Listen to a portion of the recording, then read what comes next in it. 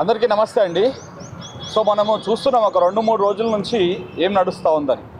ఇప్పటికీ చంద్రబాబు నాయుడు గారికి, కూటమి ప్రభుత్వానికి, లోకేష్ నాయుడు గారికి ప్రధానంగా ఇకనటువంటి రేవంత్ రెడ్డి గారికి వీరందరికీ అర్థమై ఉంటుంది. మేము ఎవరము ఏ లైన్లో ఉన్నా ఎక్కడ ఉన్నా తెలంగాణకి ఒక స్వభావం ఉంటుందండి. తప్పు చేసినప్పుడు తల వంచుతుంది, తగ్గి ఉంటుంది. కానీ తప్పు చేయనప్పుడు వాడు మనోడా అవతలోడా అని చూడడం అందరూ ఒక తాటి మీదకి వస్తాం. సో ఇవాళ కేవీఆర్ తప్పు చేయలేదని బలంగా విశ్వసిస్తున్నాం ఇక్కడ ఉన్నటువంటి వాళ్ళందరం కూడా. కేవీ రెడ్డి తప్పు చేయలేదు, మనోడు తప్పు మాట్లాడలేదు అని ఆ పోలీసు వాళ్ళు తీసుకొచ్చినటువంటి ఎఫ్ఐఆర్, ఆ మాట్లాడినటువంటి వీడియో రెండు టాలీ చేసినప్పుడు అక్కడనే తేలిపోయింది. తప్పు చేసిందా, తప్పు జరిగిందా, తప్పు జరగలేదా, తప్పు కేవీ రెడ్డి చేసిందా, తప్పు బొబ్బిలి పోలీసులు చేసిర్రా, ఏపీ కూటమి ప్రభుత్వం చేసిందా అని చెప్పేసి. సో అందుకనే ఇవాళ తెలంగాణ జర్నలిస్ట్ సమాజం మొత్తం ఇవాళ వచ్చి మేము ఏకతాటి మీద నిలబడ్డాం. మీరు రాజ్యాంగం గురించి మాట్లాడుతూ ఉన్నారు, నిజంగా కూడా హాస్యాస్పదం అనిపిస్తూ ఉంది. ఏపీలో రెడ్ బుక్ రాజ్యాంగం అమలవుతూ ఉంది, తెలంగాణలో అనుముల వారి రాజ్యాంగం అమలవుతూ ఉన్నది. ఈ రెండు తెలుగు రాష్ట్రాలు రాజ్యాంగాన్ని, డాక్టర్ బిఆర్ అంబేద్కర్ గారు రాసినటువంటి ఆ రాజ్యాంగాన్ని తుంగలో దొక్కి దాన్ని అపహాస్యం చేస్తూ రెండు తెలుగు రాష్ట్రాలు ఒక ఆల్టర్నేట్ రాజ్యాంగాన్ని ఇంప్లిమెంటేషన్ చేస్తూ ఉన్నాయి ఈ తెలుగు రాష్ట్రాలలో.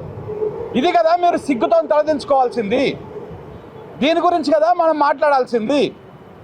అనని పదాన్ని అన్నట్టు ఫ్యాబ్రికేట్ చేసుకొని మీరే ఎర్రి బుక్కును ఎర్రి ఇంకేదో పెట్టుకొని తీసుకొచ్చి ఇక తెలంగాణ సమాజం ఏమన్నా అమాయకులు అనుకున్నారా, లేకపోతే ఏం తెలియదు అనుకున్నారా? ఆడనే తెలిచేసారు కదా మా మిత్రులందరూ వీడియో చూపించి మరి ఇలా సోషల్ మీడియాలో పెడితే తిడతా ఉన్నారు కూటమి ప్రభుత్వాన్ని. అరే మీరు ఆందాక పోయి ఎర్రి అయ్యొచ్చిర్రా అని చెప్పేసి ఎర్రి పప్పలయ్యారు. మేము కొన్ని పదాలు చెప్పలేకపోతున్నాం కానీ ఎర్రి పప్పలయ్యారు అని చెప్పేసి మిమ్మల్ని ఓ ఆట ఆడుకుంటా ఉంది ఆంధ్రప్రదేశ్ సమాజం, తెలంగాణ సమాజం.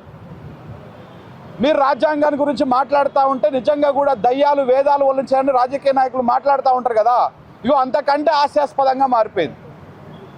ఇక మాట్లాడుతూ ఉన్నారా మీ అయ్య జాగిరా, మీ తాతల జాగిరా తెలంగాణ, ఇట్లా చేస్తారా అని.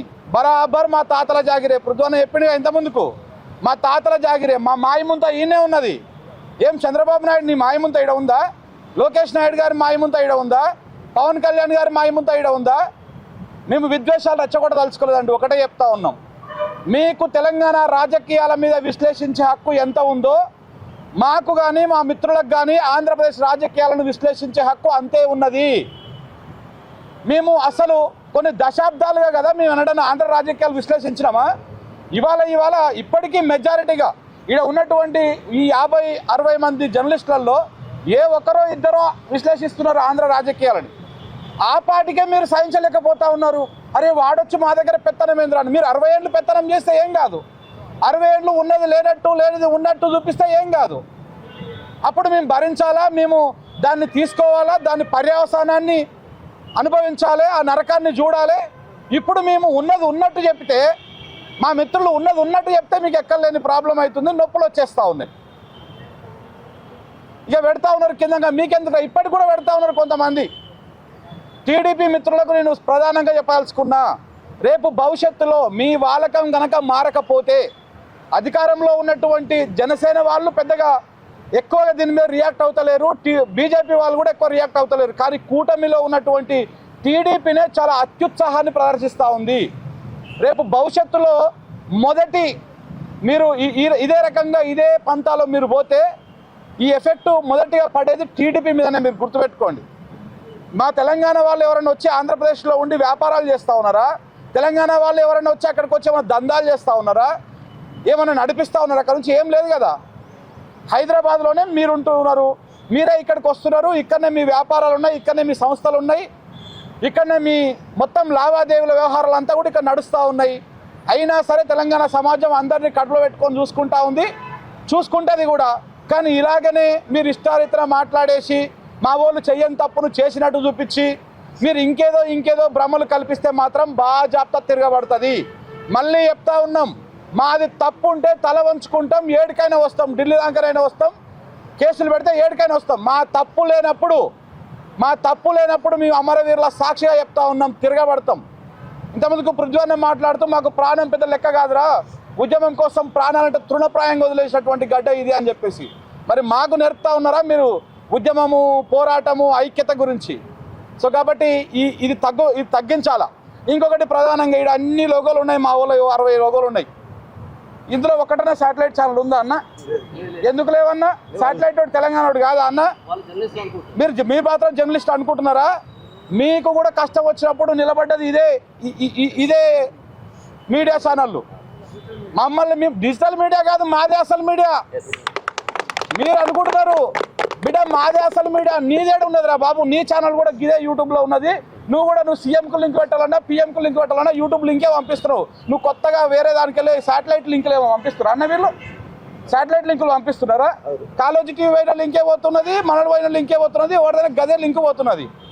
నీకైనా యూట్యూబ్ ఓడే బిచ్చం పెడుతున్నాడు, మాకైనా యూట్యూబ్ ఓడే బతకడానికి ఇంత ఆదాయం ఇస్తూ ఉన్నాడు.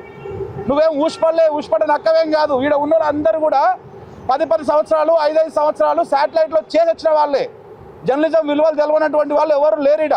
కానీ మీరు ఇలా ఈ సమాజానికి, ఈ యువతరానికి, ఈ యువ జర్నలిస్టులకు ఆపద వచ్చిన రోజు ఏ ఒక్క శాటిలైట్ ఛానల్ రాలేదు. ఇవాళ మేము అన్నీ గుర్తుపెట్టుకుంటా ఉన్నాం. మీరు కూడా మీ పంతా మార్చుకోవాలా. లేదు అనుకుంటే మాత్రం తప్పకుండా మా టైం వస్తుంది. మా టైం వచ్చినప్పుడు ఈ press meet me satellite channel ముందు, ఒక్కొక్క ఛానల్ ముందు ఒక్కొక్క రోజు పెడతాం. అర్థమవుతుందా? మీరు కనుక మారకపోతే, మీ తీరు మారకపోతే, మీరు ఉండండి మా తెలంగాణ గడ్డలో, మేము వద్దనట్లేం. కానీ మీరు మారకుండా మమ్మల్ని తొక్కుతుంటే, మమ్మల్ని ఇబ్బందులు పెడుతుంటే, తీసుకుపోయి 3rd డిగ్రీ చేస్తే మీరు ఒక చిన్న వార్త అయ్యారు, వచ్చిన స్పాట్ అయ్యారు. ఆ 15 మంది ఎందుకు వచ్చారన్న? ఎన్కౌంటర్ కాకపోతే దేనికి వచ్చారు? ఓపెన్ జీప్లో వచ్చారట వాళ్ళు. ఓపెన్ జీప్లో 15 మంది ఎందుకు వచ్చారు? దేనికోసం వచ్చారు? ఇంత ఉంటాడు ఆయన ఊరుష్కంతా. ఆయన పట్టుకోవడానికి 15 మంది వచ్చారు. ఏ బందోబస్తు కూడా లేదు మా సిరణ లెక్క.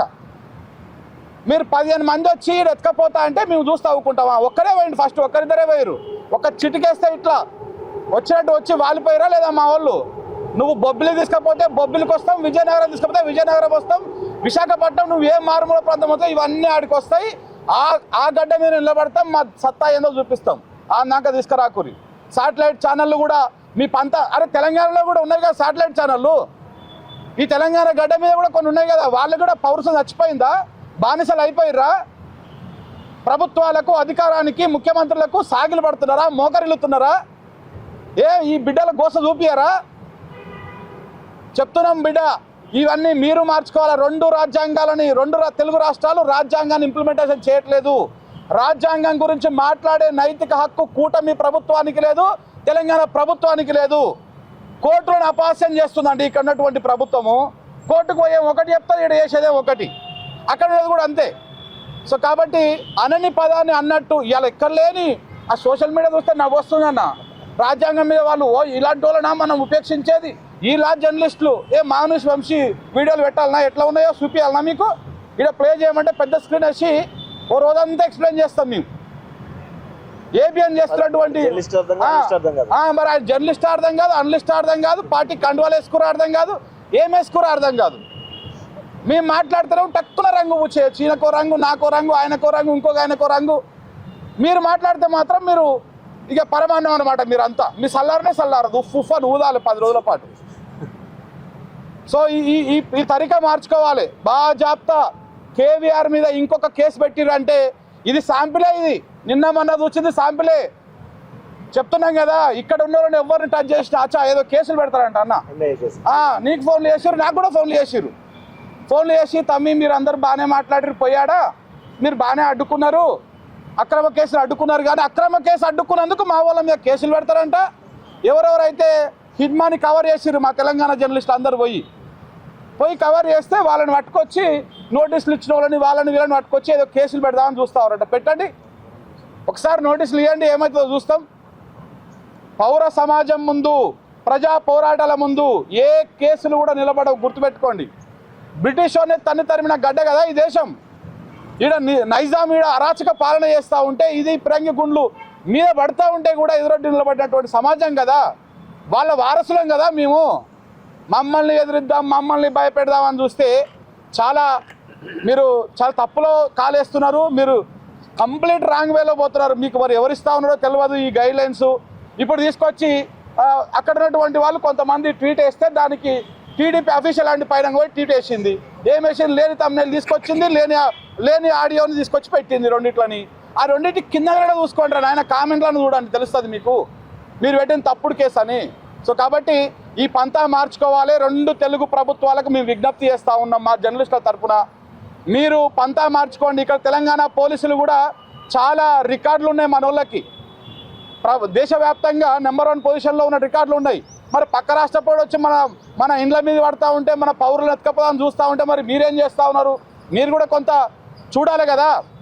లేదు మీరు అంతా ఒకటే అనుకుంటే మాత్రం మేము అంతా ఒకటైతాం అప్పుడు. సో కాబట్టి మిత్రులు చాలామంది మాట్లాడేది ఉన్నది. సో బాజాప్తా ఇది మాత్రం తప్పకుండా మీరు మార్చుకోవాలి. రెండు తెలుగు రాష్ట్రాల ఎస్పీ గారు అంటే ఫోన్ చేసి బూతులు తిడుతున్నాడు పాప, ఆయన వచ్చిన ఆయనని సిఐని బూతులు తిడుతున్నాడు అంట. ఏమంటే ఎస్పీ గారు రండి, మీరే రాకపోయారు, మరి ఆయన ఎందుకు పంపించారు పాపం? మీరే 4 కాన్వాయ్లు వేసుకొని ఎస్కాట్ వెహికల్ వేసుకొని వస్తే మేము అందరం వద్దాం కదా వెనకంగా పడి. బూతులు తిడితే ఇంకేదో అయితే అనుకుంటారు, భయపెడుతున్నారు ఫోన్లు చేసి. ఈ భయపెట్టుడు బంద్ పెట్టండి. భయపెడితే భయపడేది కాదు ఇది, భయపడేది కాదు. మీలాంటి వాళ్ళని ముత్తాతలను చూసింది గడ్డ. మా అయ్యలు కొట్లాడారు, మా తాతలు కొట్లాడారు, మా ముత్తాతలు కొట్లాడారు, మేము కూడా కొట్లాడుతూనే ఉంటాం. రేపు బాజాప్తా మళ్ళీ నిలబడతాం. So thank you very much.